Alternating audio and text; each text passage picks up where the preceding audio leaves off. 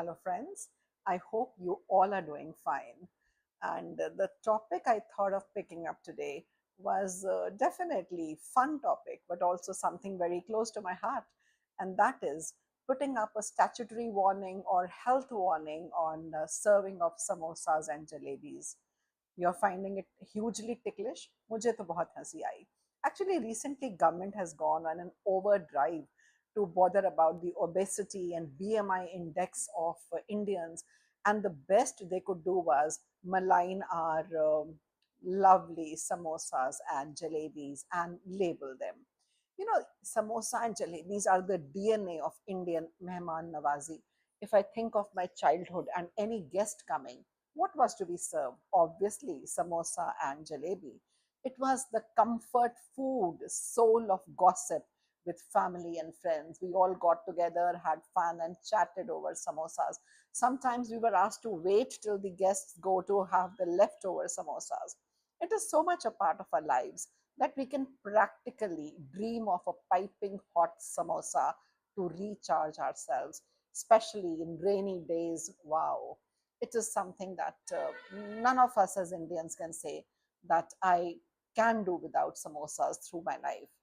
No Indian worth his salt will ever give up on it willingly, unless forced because of any medical or any other reason. Those who give it up also, salivate and absolutely drool when somebody else is eating. Not that their heart is not melting when they see it. Smita Prakash has also started her samosa caucus. Reason being because samosa is intrinsic to us. It is a part of us. And we have this famous Bollywood song also, Samosa mein aloo and shalu, because even Bollywood thought that samosa was intrinsic to every Indian, irrespective of their religion, ethnicity, state, wherever you are. Samosa is available, and jalebi, of course, is a complement to it. And we absolutely feel that maligning them was of no reason, no consequence. Have you ever written the warning over every pizza that you have, every burger, pasta helping, maida, momos, and all? You have not talked about them so much. Suddenly you are zeroing on samosas. It's always easy to attack desi and embrace foreign. If you put it everywhere for every possible snack, I can understand. But samosas, jalebis, bhaturas, they are sold at roadside, all across people while they're traveling on the go. They eat it. It is like a savior for so many of them. So we have to think about them in a very different way. Our mothers have been frying puris, sevias, halwas, barfis, and murukos, and everything. And we have grown up on them since times immemorial. How many warnings will you put, and where all are you going to put? These are available. Of course, Rahul Gandhi was also planning to export jalebis in Haryana. Sorry, I'm not joking right now. Though it was not a joke as far as he was concerned, but it became a joke. So I think we need to lay stress on the right things. Make healthy food cheaper. In India, only the rich can afford the proposed balanced meal with all colors in the palette. Can you imagine a poor person being able to have a portion of fruit, a salad, a seasonal food, and fresh food? All that is nonsense promoting. Before you put a banner and saying this is unhealthy, what have you done about something to provide alternatives? If you can't provide cheap, nutritious food, then stop writing warnings. It is very unfair. You make people feel bad and you don't have any alternatives. How is a person going to survive? The humble Chola Bhatura has saved lakhs of hungry travelers on stations, buses while traveling. Has the government provided very healthy alternatives out there at cheaper prices? If you can't do it, don't malign it. It has saved lives. Eating this is better than going hungry, as I would say. Plus, we all have been eating it all our lives. Our moms packed puris and sabjis for journeys. All that was fried, but we all came out feeling absolutely healthy, and we didn't have to eat out. We were carrying all that stuff with us.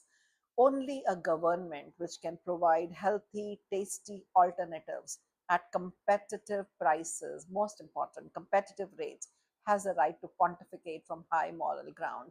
If you can't tell a poor man, okay, you can't eat samosa, I'll give you this, a fruit over there or something. You have nothing else to offer except unhealthy food, then better not start talking from a high moral ground, you know. Samosas and jalebis are not like a cigarette that are addictive and need a statutory warning or something like that.